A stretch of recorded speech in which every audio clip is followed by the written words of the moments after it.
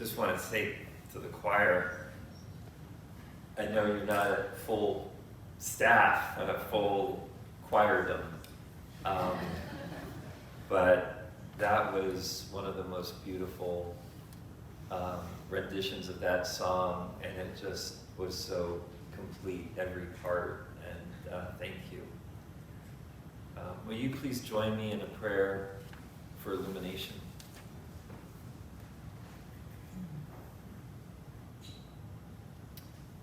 Oh, precious Lord, take our hands and lead us from the week now gone.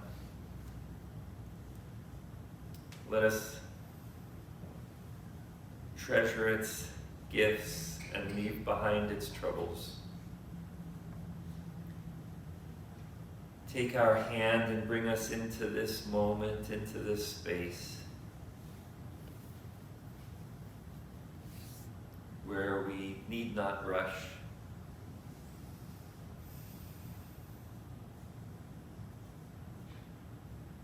where we need not worry,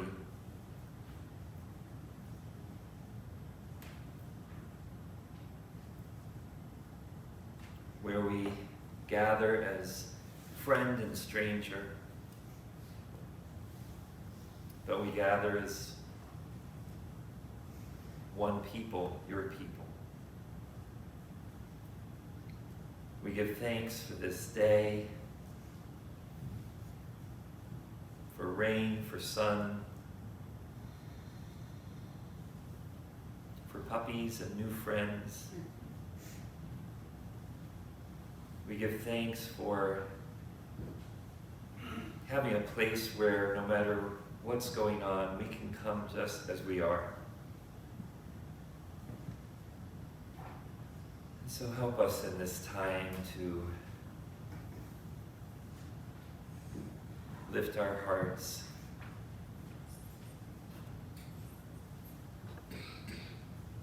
settle the busy voices that might be begging for our attention. Help us to breathe slower and deeper. And through the mystery that is your Spirit, we pray, take the words spoken and make them the words we need to hear. Soften our hearts and open our minds, that we might take your hand as we journey in thought and love, and in your many names. Amen. So some of my clergy friends are excited because this is what they call the Jesus season.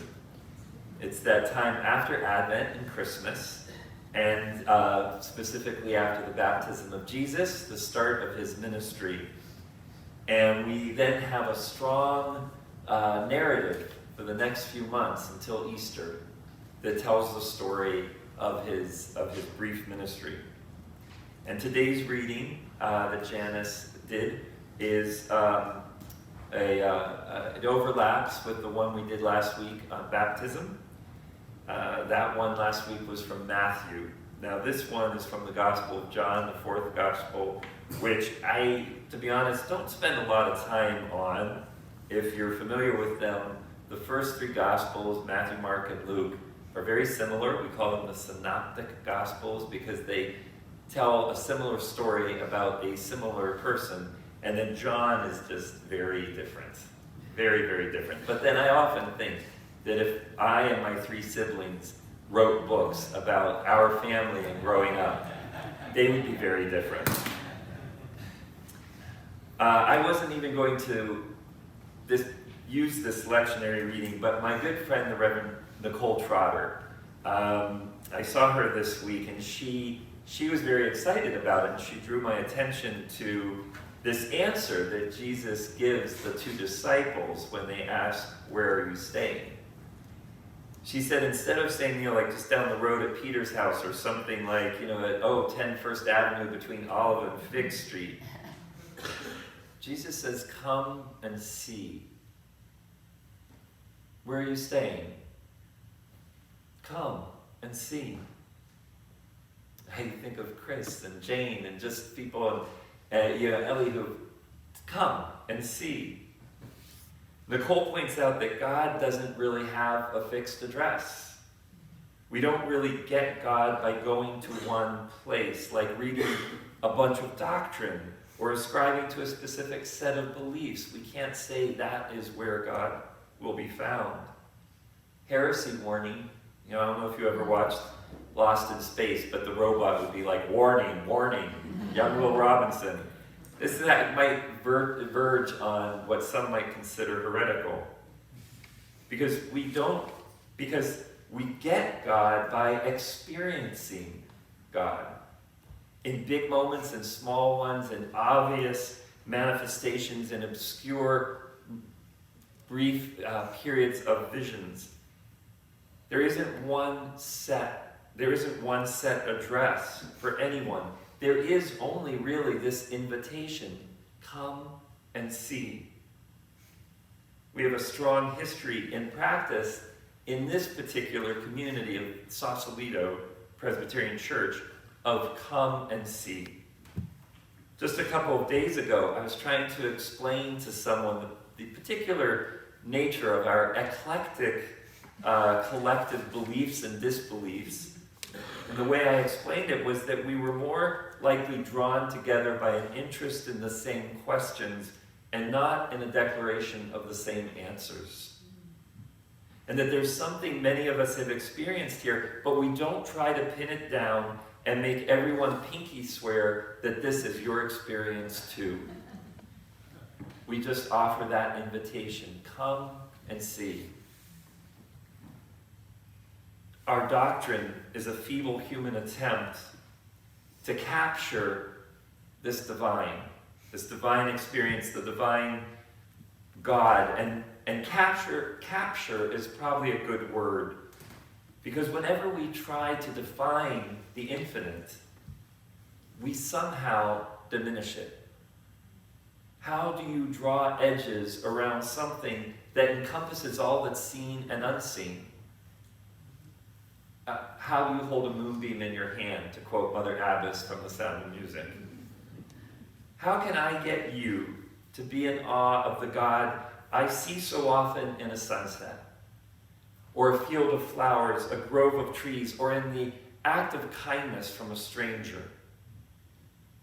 I can gather powerful and glorious words about power and glory, but I can't really explain what sitting on a cliff by the ocean and watching the sunset is. I can't tell you what that is, but come and see. Nicole's idea really clicked with me this week in particular because it's this time of the year when we mark the life of someone who is clearly as close to a prophet as we're likely to see in my lifetime. In fact, the Reverend Dr. Martin Luther King Jr. had all the markings of a prophet. He resisted God's call again and again. He went all about the place, taking the powerful to task for ignoring God's call to justice. He held up the mirror of the soul to the nation and called it to a moral reckoning. He was despised by many, and ultimately, he lived a short life, cut short by violence. Dr. King wasn't known for creating controversy by challenging traditional Christian doctrine. Rather, he was known for creating controversy by holding Christians accountable to traditional Christian doctrine. How powerful an argument is when it is made with the words of your argument's opponent. Though long called a Christian nation, our nation had long seemed oblivious to Christian values as Jesus had taught them. And King gave an amazing sermon. He gave many amazing sermons, and if you haven't heard one for a while, just go to YouTube and look anything up. But he gave one in which that I've been thinking about a lot recently, where he described himself as maladjusted. You can see why it appeals to me, since we're a little maladjusted on the Presbyterian scale. But he went on to describe the social ills of our society that we were assuming were just the norm. He said he didn't want to adjust himself to inequality or militarism or physical violence. He said he was maladjusted to those things, and he added that the salvation of our world lies in the hands of the maladjusted. He saw our society as having been so bent by generations of still lingering injustice that we had become adjusted to a kingdom of an anti-God, where we accept bigotry as natural, poverty as unavoidable, war as inevitable. Rejecting these stains on our collective character, King said he was proud to be maladjusted. And he called on all of us to be maladjusted to such offenses, offering up others whom we might look to, who he also said were maladjusted. People like the prophet Amos, or Abraham Lincoln, or Jesus of Nazareth. All maladjusted in their seeking of freedom and a universal love. Of course, by conventional standards, we probably wouldn't call any of these people maladjusted. We might call them great leaders or a hero. And while we might not have realized the visions they called to us, I think the powers that be would not want to call them maladjusted. Instead, someone like Dr. King is idealized, and rightfully so. In fact, Dr. King is so idealized, they made a statue of him in Washington, D.C. that's 30 feet high. Now, the statue of Abraham Lincoln, if you didn't know, sitting not too far from Dr. King in the Lincoln Memorial, was originally intended to only be 10 feet tall. But when it was created, it was enlarged to 19 feet, head to toe. Now, of course, if you haven't seen it, he's sitting down. If those legs of fine Georgia white marble were to suddenly stand up, President Lincoln would be 28 feet tall. And these heroes certainly seem to be maladjusted to their human dimensions. But this is how we express their outsized moral character and the powerful and long-lasting impact that they had on us as a people, by making statues that dwarf our own sense of human being. We crank our necks back so we can see them. We look up at their massive features, and there they are, as big and gigantic as they feel in our collective memory of our collective history. Dr. King might have felt maladjusted, but the society in which he lived has enlarged him to biblical proportions. The interesting thing is that when that statue was made, there was quite a bit of criticism from those who knew and worked with Dr. King. They said what would be more impressive than a 30-foot carving in rock would be to see a likeness of him in his true and humble proportions, something closer to 5'7".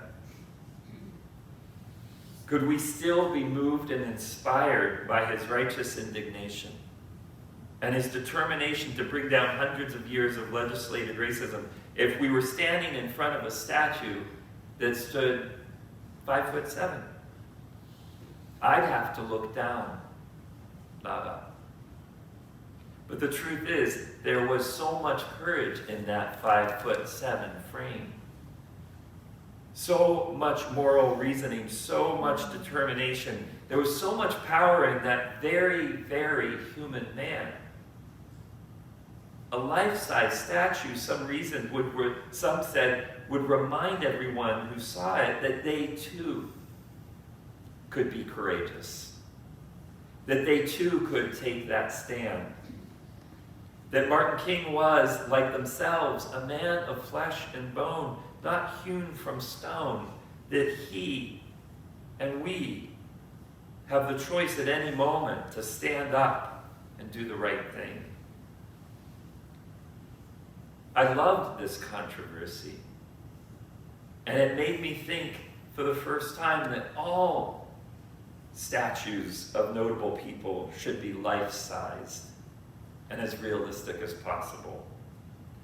Maybe you could add a little hair, I don't know, when the time comes. But instead of diminishing our heroes, I think it would fortify our humanness, our understanding that these people who did heroic things are like you and me. We need to remember that when any one of us stands up, whether we're 6'2" or 4'9", when we stand up for justice. Justice itself is made taller. I would imagine that if someone asked Martin King, "Where's the memorial to your work, Reverend King?" he would not say in West Potomac Park near the National Mall in Washington, D.C. I think he would say, "Come and see. Come and see and walk where I walked. Come and see and talk about the things I was talking about."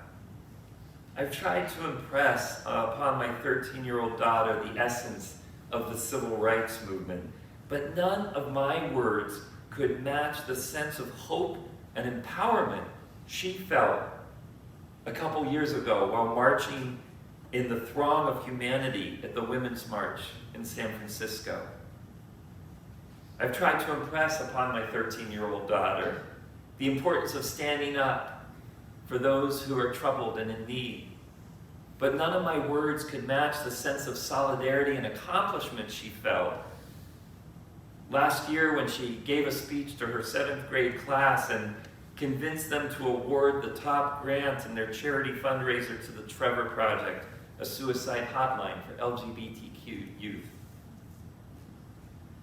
She understood it when she decided to come and see. And you know, it's not just compassion or solidarity or even God that we need to come and see.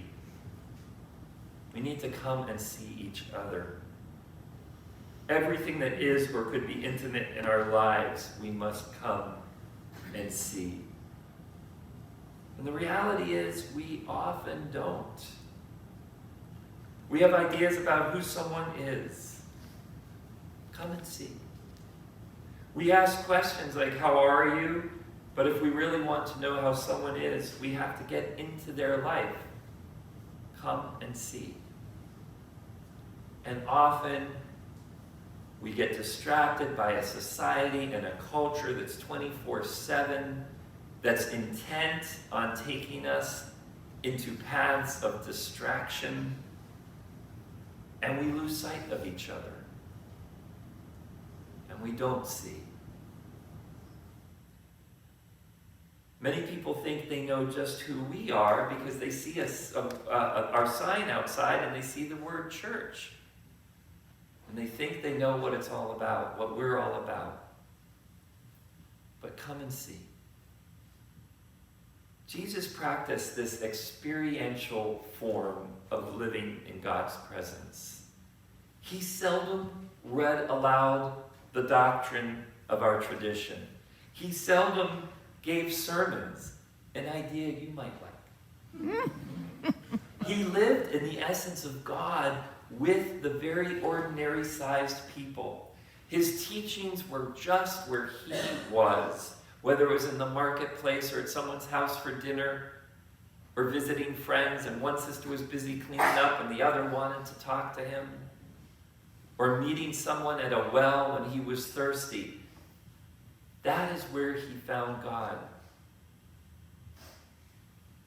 And so, in the year ahead of us, as we seek to live into something of the divine, as we seek to touch this infinite grace as we seek to live with each other closer and better, friend and foe, let us too come and see.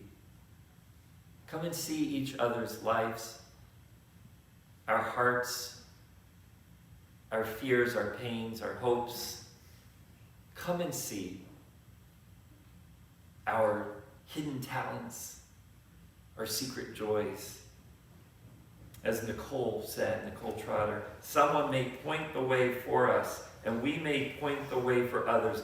But at the end of the day, it's God who says most intimately, come and see for yourself.